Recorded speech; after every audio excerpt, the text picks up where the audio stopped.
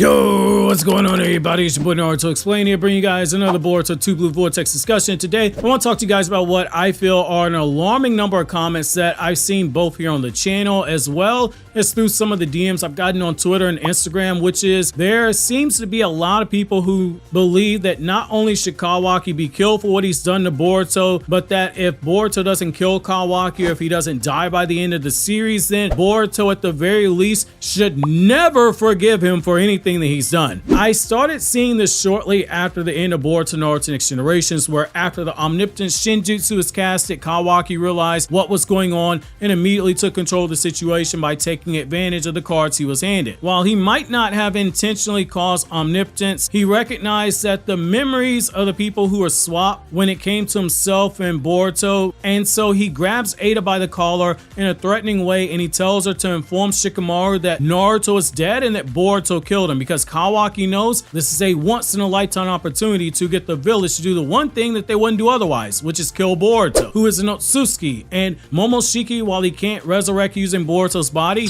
he can still hijack his consciousness, which in turn makes him a threat to the planet itself. Kawaki saw the path of least resistance to get the outcome he wanted, and he assumed that people would thank him later, and if they didn't, so what? He was getting the outcome he wanted, which is Boruto getting killed. People tend to say that this one action took Kawaki from being a sympathetic type person to being someone who they can't even root for in good favor because he's crossed the line, which I do agree with to an extent. He definitely crossed the line. A really big line. It's done intentionally though. I'll use a wrestling reference. Boruto is the babyface who we root for to succeed, and he chases the title or defends the title, like say LA Knight in WWE or the current World Heavyweight Champion Seth Rollins. And Kawaki is someone who pulls a face to heel turn with his actions during the last two chapters of Boruto Naruto Next Generation. Just as a beloved babyface does some dastardly deed to get heat from fans to make them boo him, or an in-betweener, someone who isn't a traditional babyface, will do such a thing, Kawaki was written in a similar fashion when he killed Boruto, when he sealed away Naruto and Hinata, got the omnipotence casted, and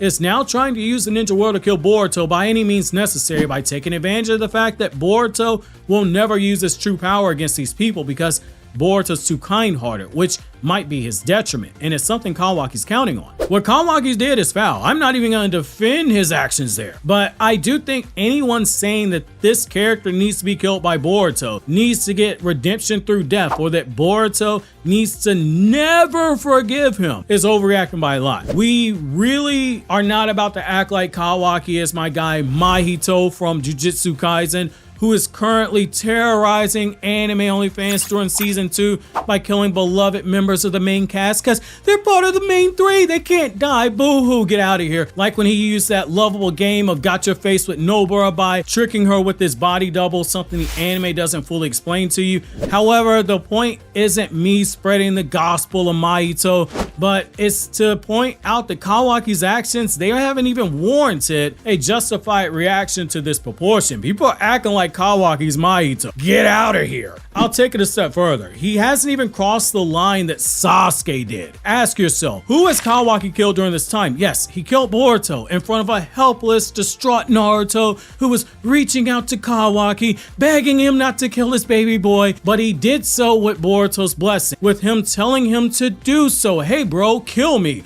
Okay bro, I'll kill you. He attempted to kill Sarada, who got warned to stay out of the situation because it was out of her league by Boruto, and then warned by Kawaki before Kawaki went for what would have been a killing blow before Boruto saved her and got that scar over his eye. However, he never killed Sarada. He tried to, but he never killed her. So again, who has he killed?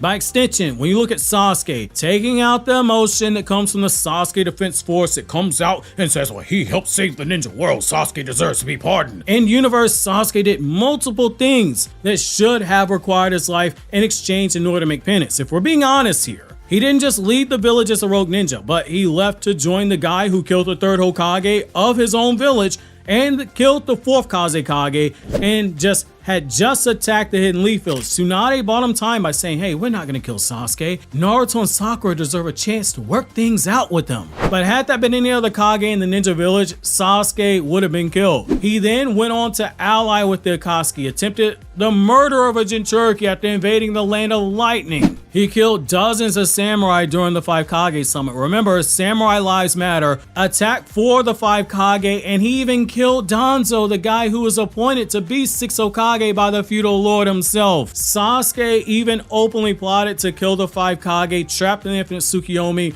and said, I'm gonna do that after I kill you, and then I'm gonna make the Biju break the Infinite Tsukiyomi, and then I'm gonna kill the Biju as well. Despite all of that, Sasuke wasn't killed. Now, if you're an OG like me in the fandom, you'll remember there was a lot of discourse in the community back then on whether or not Sasuke should be allowed to live, at least until we got that promo trailer and images for Naruto the last months before the manga ever ended, and we saw 19-year-old Sasuke walking alive and well through the desert. But the point is that Sasuke did a lot worse than Kawaki, yet Naruto still found it in his heart to forgive him and say, you are my friend.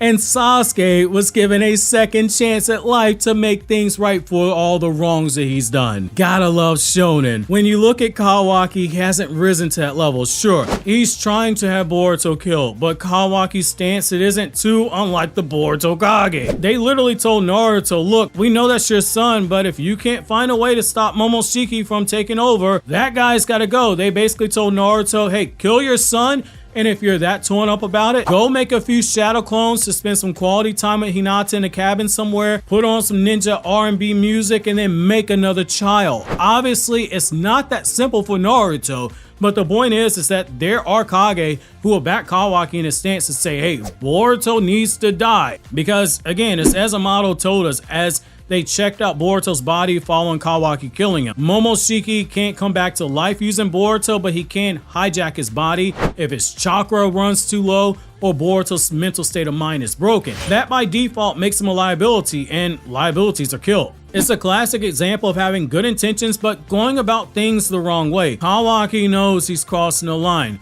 That's the whole reason. As he seals Naruto and Hinata away, the guy tells him, hey, after all this is over, if you want to kill me, I won't resist Naruto, because he knows what Naruto's reaction will be if Kawaki kills his son for a second time. It's gonna be like that beautiful reaction that Cody Rhodes fans have if Roman Reigns beats him at WrestleMania 40, because WWE seemed like they want to have him break Hulk Hogan's record of 1,400 days as champion. Just as those whiny Cody Rhodes fans will be out for blood, Naruto would likely turn on Kawaki after the combination of sealing him and his wife away and then killing their firstborn child. The other thing that you have to take into account, Boruto literally tells us in Boruto Naruto Next Generation chapter 80 that this is going to go the route of Naruto versus Sasuke. You have Boruto refer to it as being a battle between brothers, a dispute between brothers, and that Boruto now understands the feelings that Kawaki had prior to this and why he used to get so annoyed with them. He understands now. It's a dynamic that you saw with Naruto and Sasuke.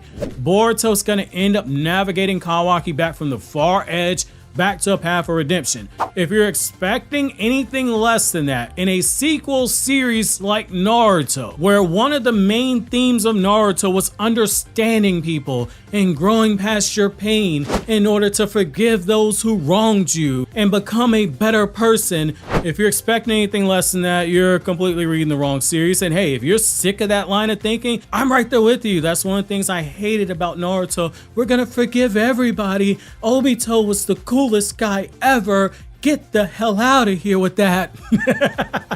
Call it the power of friendship or call it rinse and repeat of Naruto. But as I've said before, and I'll say it again, Boruto is a series that while I do enjoy it, I have a lot of problems with it, but I do enjoy the series. It carries the tried and tested tropes that you see with a lot of gateway shonen. That's not going to be something that it deviates from, because the series didn't establish early on that this wasn't that type of series. This wasn't something like Jujutsu Kaisen where you're literally told in the first 2 chapters that Jujutsu sorcerers, they die at a young age, and often with unfinished business and with regrets, because basically nobody is safe. Especially once Gojo, the person who was stated multiple times in season 1 of the anime to be the one thing that prevents cursed spirits from winning the balance of power, is taken out the series when he's sealed. This isn't a series like Chainsaw Man where a similar thing is driven home repeatedly, that nobody's safe, that this isn't your typical shonen that uses cookie cutter tropes. Sure, there are gags here and there in Chainsaw Man, but nothing is off limits, from the stakes being raised and the bad guys get meaningful wins that come in heartbreaking ways that goes beyond just killing people. Boruto's opening established two things. One, that part one, Boruto Naruto Next Generations, was the story of father and son, and then at some point, which is now, the story would be just Boruto's story. Boruto walks his own path, but throughout the entirety of Boruto Naruto Next Generations, he embodied that bright spirit, that sunshine that you associate with shonen main characters. And he's shown that while he's stubborn, he's still Naruto's son. He's still the son of Ninja, Jesus, Buddha, Allah, Jehovah, and whatever other god that you worship. Which means that at the end of the day, he's still gonna forgive Kawaki because he now understands Kawaki. Can we get a round of applause? In all honesty, I think Kawaki's staying alive is about as obvious as all the signs that Kawaki was going to betray Naruto, which I go into extensive detail about how we got to a point of Kawaki betraying Naruto in this video you can check out by clicking this link on the screen.